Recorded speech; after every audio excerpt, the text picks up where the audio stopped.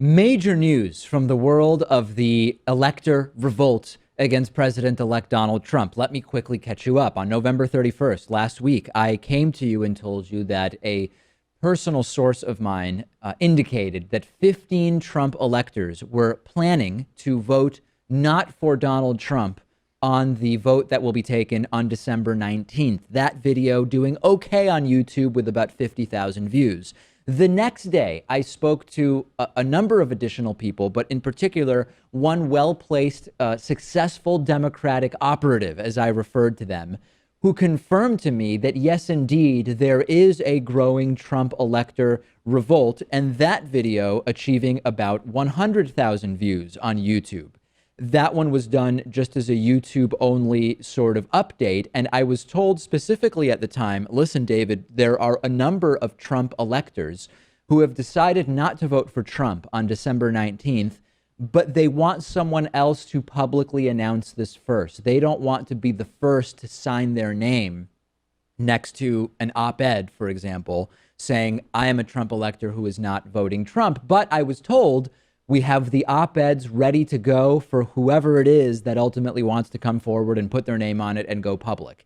Now, one of them has. We have a New York Times op-ed released yesterday in which Texas Republican Elector Christopher Suprun says he will not be voting for Donald Trump on December 19th. The first quote I want to pull out for you from this New York Times op-ed has Suprun saying, I am a Republican presidential elector, one of the 538 people asked to choose officially the president of the United States. Since the election, people have asked me to change my vote based on policy disagreements with Donald J. Trump.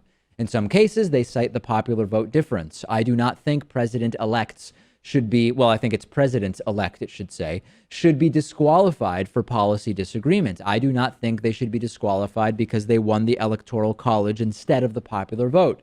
However, now I am asked to cast a vote on December 19th for someone who shows daily he is not qualified for the office. And then Suprun goes on to list in this op-ed a number of actions Trump has taken, attacking TV show casts, tweeting day and night, stoking fear, creating outrage, having no knowledge of the issues, his cabinet picks being bad. And then this op-ed by this Republican elector from Texas is wrapped up by saying, quote, the election of the next president is not yet a done deal.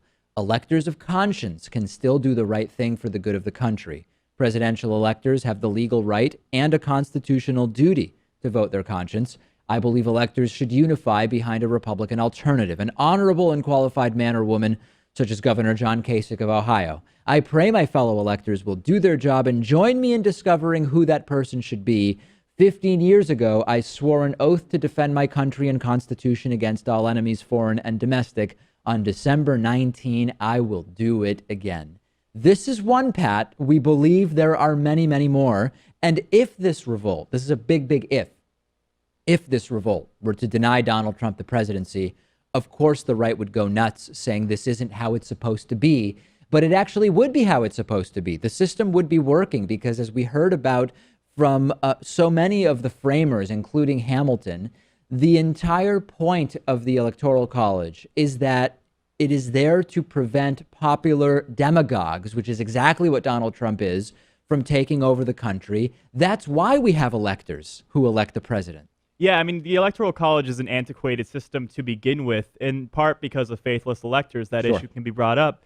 But this would be a way to right the wrong, I think. Democrats have been the ones negatively impacted by the Electoral College in 2 out of the last 5 elections, and this could make up for it. Will Trump come back at this and attack this elector, Christopher Suprun? I hope that he doesn't, because it would be unfair, but there might be backlash if he does. We're talking about, in Christopher Suprun, an emergency response specialist who was in D.C. on 9/11, responded to the 9/11 attacks at the Pentagon, a responder at Hurricane Katrina, has taught at George Washington University, has worked for 2 governors, a senator, the White House.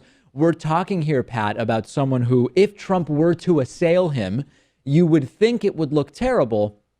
But then I remember Trump has attacked everybody. He's attacked the parents of deceased American soldiers. He's made fun of disabled reporters. So actually, maybe there isn't that much liability if Trump decides to attack Suprun personally. I think he would also be giving more light to this issue. And I think by this guy coming forward, it could spark a whole bunch of others to come forward, and that's where the issue would take place if they get to that 30-something necessary number that they would That's need. the idea. Obviously, one elector is not going to change anything. Even if the number I gave you last week, 15 electors flip, that is not going to change anything. But the idea here is that there is clearly a movement that exists. We now have multiple sources who have told me about it, and we now have a specific name, Christopher Suprun, to assign to this. And there is every indication that Christopher Suprun is not the only one.